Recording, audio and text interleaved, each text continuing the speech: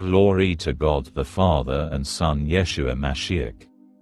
Genesis chapter 24. Isaac takes a wife. By now Abraham was old, advanced in years, and Adonai had blessed Abraham in everything. Abraham said to the servant who had served him the longest, who was in charge of all he owned, "Put your hand under my thigh. Because I want you to swear by Adonai, God of heaven and God of the earth, that you will not choose a wife for my son from among the women of the Canaanite, among whom I am living, but that you will go to my homeland, to my kinsmen, to choose a wife for my son Yitz'chak." The servant replied, "Suppose the woman isn't willing to follow me to this land. Must I then bring your son back to the land from which you came?" Abraham said to him, "See to it that you don't bring my son back there.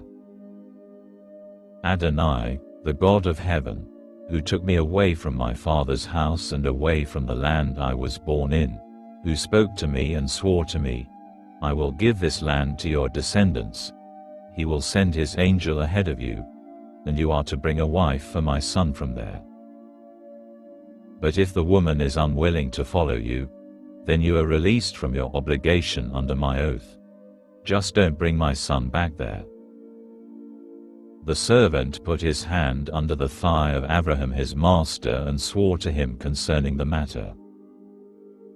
Then the servant took 10 of his master's camels and all kinds of gifts from his master, got up and went to Aram Naharaim, to Nachor's city. Toward evening, when the women go out to draw water, he had the camels kneel down outside the city by the well.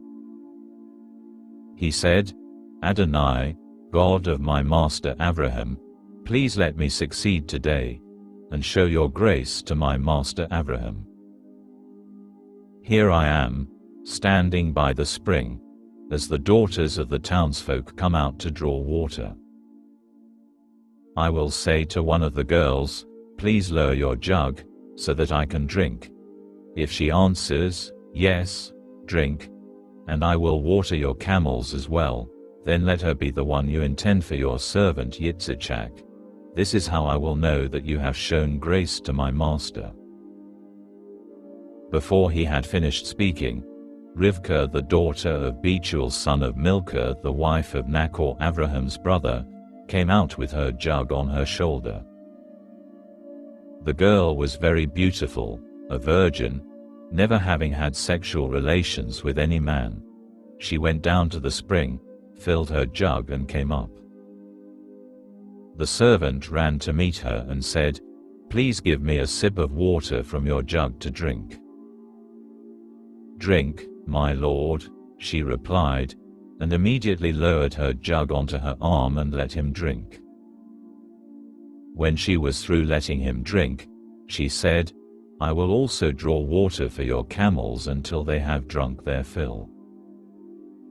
She quickly emptied her jug into the trough, then ran again to the well to draw water, and kept on drawing water for all his camels.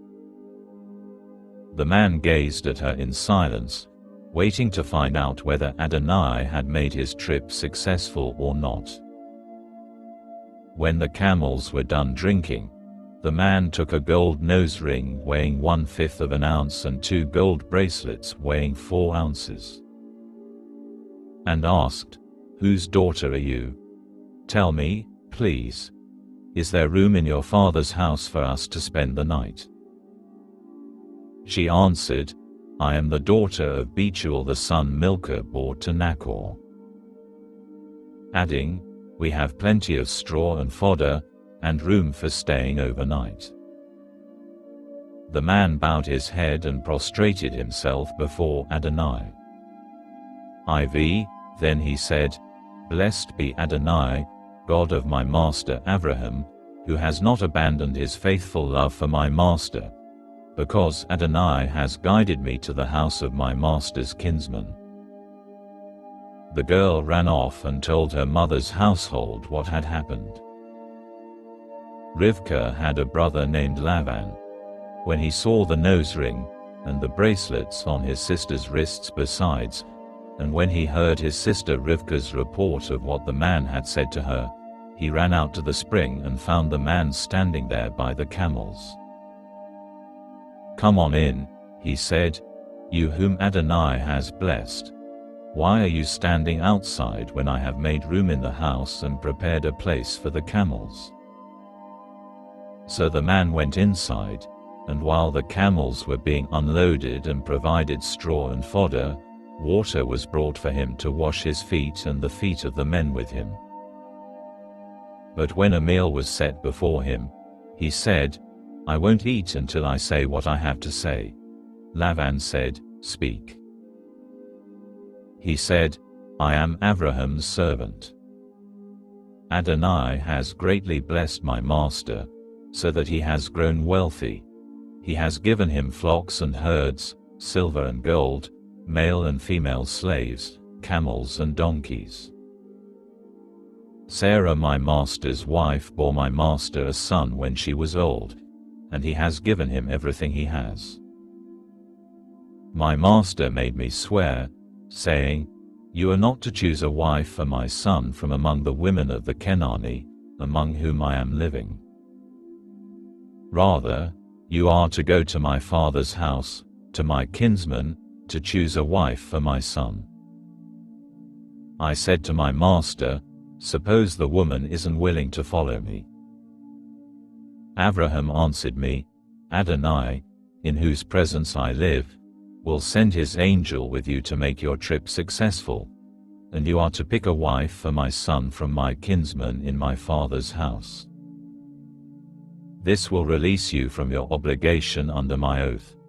But if, when you come to my kinsman, they refuse to give her to you, this too will release you from my oath.' So today, I came to the spring and said, 'Adonai, God of my master Abraham, if you are causing my trip to succeed in its purpose, then, here I am, standing by the spring. I will say to one of the girls coming out to draw water, "Let me have a sip of water from your jug." If she answers, "Yes, drink, and I will water your camels as well," then let her be the woman you intend for my master's son."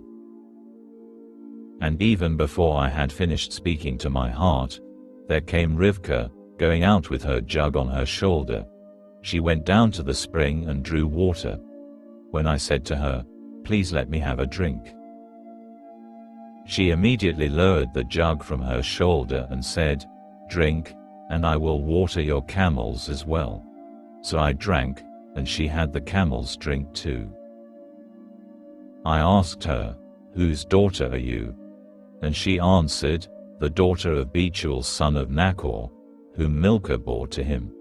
Then I put the ring on her nose and the bracelets on her wrists, bowed my head, prostrated myself before Adonai and blessed Adonai, God of my master Abraham, for having led me in the right way to obtain my master's brother's granddaughter for his son. So now if you people intend to show grace and truth to my master, tell me. But if not, tell me, so that I can turn elsewhere." Lavan and Bethuel replied, "Since this comes from Adonai, we can't say anything to you either bad or good. Rivka is here in front of you. Take her and go. Let her be your master's son's wife, as Adonai has said." When Abraham's servant heard what they said, he prostrated himself on the ground to Adonai. Then the servant brought out silver and gold jewelry, together with clothing, and gave them to Rivka. He also gave valuable gifts to her brother and mother. He and his men then ate and drank and stayed the night. In the morning they got up, and he said, "Send me off to my master." Her brother and mother said, "Let the girl stay with us a few days, at least 10. After that, she will go." He answered them, "Don't delay me, since Adonai has made my trip successful, but let me go back to my master." They said, "We will call the girl and see what she says." They called Rivkah and asked her, "Will you go with this man?" And she replied, "I will." So they sent their sister Rivkah away, with her nurse, Abraham's servant and his men. They blessed Rivkah with these words, "Our sister, may you be the mother of millions, and may your descendants possess the cities of those who hate them." Then Rivkah and her maids mounted the camels and followed the man. So the servant took Rivkah and went on his way. Meanwhile, Yitz'chak, one evening after coming along the road from Beer Lachai Roi, he was living in the Negev, went out walking in the field, and as he looked up, he saw camels approaching.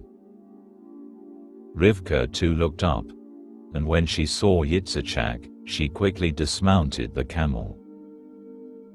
She said to the servant, "Who is this man walking in the field to meet us?" When the servant replied, "It's my master," she took her veil and covered herself.